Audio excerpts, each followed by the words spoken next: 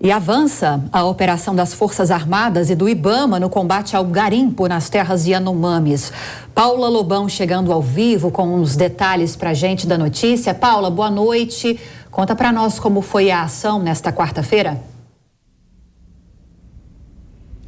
Oi, Lívia. Oi, Daniel. Muito boa noite para vocês. Muito boa noite a todos que nos acompanham. Essa força-tarefa do governo federal hoje de manhã destruiu um avião, um trator e também estruturas que dão apoio logístico aos garimpeiros que atuam de forma ilegal naquele território indígena Yanomami. Isso aconteceu hoje pela manhã. Essa ação começou, na verdade, na segunda-feira e de lá para cá também essa força-tarefa apreendeu 2 armas e 3 embarcações. Nessas embarcações foram encontrados 5.000 litros de combustíveis e aparelhos, equipamentos eletrônicos, equipamentos de refrigeração, como por exemplo freezer, gerador de energia, antenas de internet. Esses equipamentos estavam indo para os acampamentos dos garimpeiros para dar suporte a eles na questão logística e por conta dessa força-tarefa, esses equipamentos então foram apreendidos. Há também a informação de que não teve prisões, pelo menos a gente não sabe se alguém foi preso por essa força-tarefa naquela região, ainda não temos essa informação, mas a ministra do Meio Ambiente, Marina Silva, que esteve esta tarde aqui no Palácio do Planalto dando uma entrevista coletiva, falou sobre esse assunto, falou sobre essa força-tarefa. A gente separou essa fala da ministra justamente no momento em que ela explica essa força-tarefa. Vamos então ouvir agora a ministra Marina Silva. Os garimpeiros têm seus equipamentos confiscados ou destruídos, eles saem por um período ou se escondem na floresta e depois retornam. A determinação do presidente Lula é de que seja uma operação com presença constante. Nesse momento, o IBAMA, junto com a Polícia Federal, junto com o Ministério da Defesa, com a FUNAI, da nossa querida Soninha Guajajara e Joênia, estão montando bases que ficarão para não permitir o retorno. E estamos tomando providências estruturadas para que não haja o transbordo, que é sair da terra Yanomami e se alojar em outras áreas igualmente vulneráveis. Pois é, essa operação, essa força-tarefa é realizada em conjunto com a FUNAI, com o IBAMA, com a Força Nacional de Segurança Pública e, como a ministra falou, o objetivo é interromper o abastecimento, interromper a chegada de produtos que abastecem esses garimpeiros e ajudam com que eles permaneçam naquele local, extraindo de forma ilegal os minérios da natureza. E a ideia também é interromper o escoamento desses minérios que são retirados daquele território de forma ilegal. Daniel, Lívia, eu volto com vocês. Paula, nesse assunto ainda, a Força Nacional chegou em Roraima, né?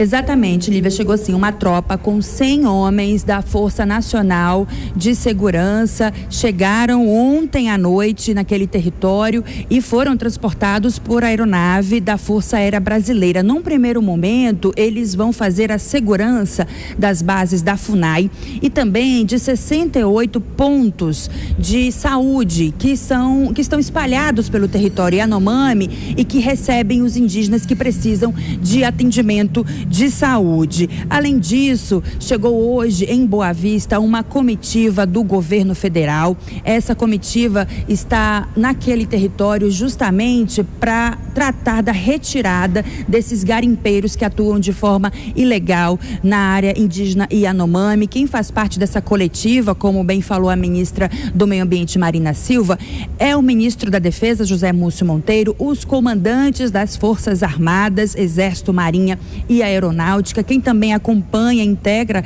essa comitiva é o ministro dos Direitos Humanos, Silvio Almeida. Eles devem ficar no estado de Roraima por aproximadamente 2-3 dias, cumprindo a agenda. Hoje, eles já tiveram reuniões com as autoridades estaduais e também com a ministra dos Povos Indígenas, Sônia Guajajara, e amanhã eles seguem para Surucucu. A gente separou uma fala do ministro dos Direitos Humanos, ele falou nas redes sociais dele, separamos esse vídeo para mostrar para vocês. Vamos ouvir agora o ministro dos Direitos Humanos. E amanhã nós iremos até as áreas indígenas mesmo, até Surucucu, para poder ter um diagnóstico mais completo, um diagnóstico que já vem sendo feito pelas minhas equipes que se encontram aqui, foram até os territórios também, para que nós possamos traçar um quadro, desenhar um quadro e poder apontar soluções que ajudem, junto com outros ministérios, a dar a dar uma resolução, a dar um alento para toda essa situação terrível que nós temos acompanhado. E Lívia, lembrando que essa região de Surucucu é a área central do território Yanomami, é lá que tem um pelotão do Exército e é lá também que está a principal unidade de saúde para onde são levados os indígenas acometidos principalmente de desnutrição e de malária, e os casos mais graves são então levados para Boa Vista para atendimento nos hospitais da capital de Roraima. Lívia, Daniel, eu volto com vocês no estúdio. Ok, Paula Lobão segue acompanhando essa força-tarefa do governo federal em terras e Yanomamis e volta a qualquer momento com novas informações pra gente. Paula, bom trabalho para você. Hora de fazer então aquele primeiro giro de opinião aqui no Jornal Jovem Pan. Conosco hoje, Fernando Capês e Marcelo Suano. Uma ótima noite a vocês, sejam bem-vindos mais uma vez. Suano, começo com você para tratar especificamente sobre esse trechinho das declarações dadas hoje pela ministra do Meio Ambiente e Mudanças Climáticas, Marina Silva, a respeito dessa força-tarefa do governo federal em terras Yanomamis, que reúne forças de segurança, Força Nacional, IBAMA, FUNAI. Ela disse que é preciso que haja presença constante do governo nesses locais e disse que teve até uma sinalização do presidente Lula para que isso realmente aconteça, para que isso seja efetivado, porque do contrário, há esse processo de asfixia, os garimpeiros fogem e sem essa vigilância constante, eles acabam voltando para essas áreas ou então para outras áreas vulneráveis.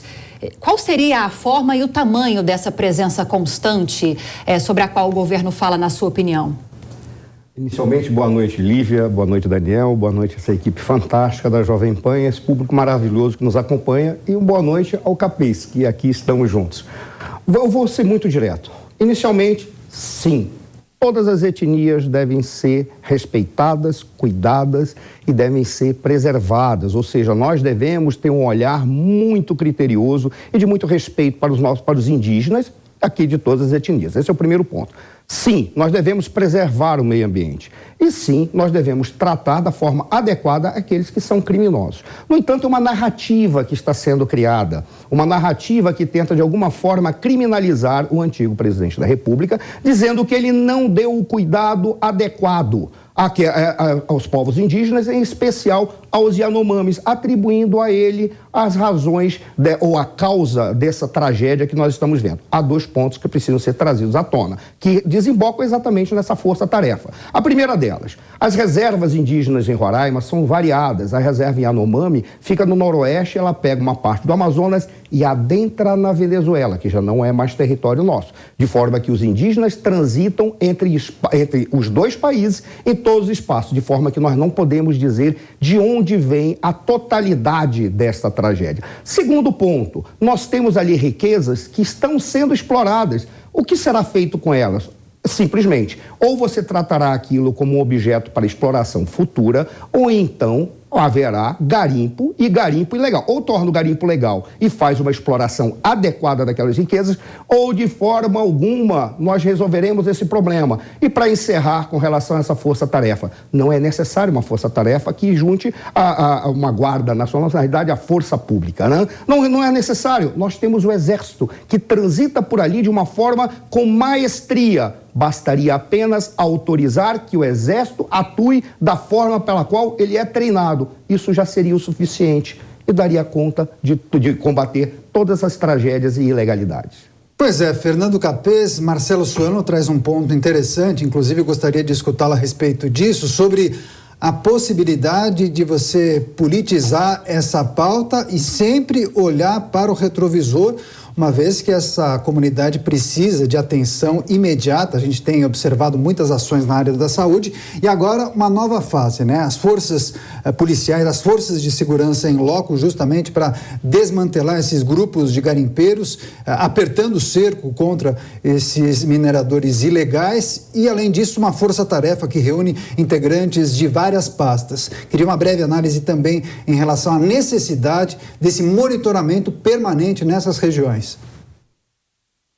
Muito boa noite, Daniel, Lívia, Marcelo, aos amigos da PAN. Bom, a gente tem que, em primeiro lugar, reconhecer a necessidade dessa atuação.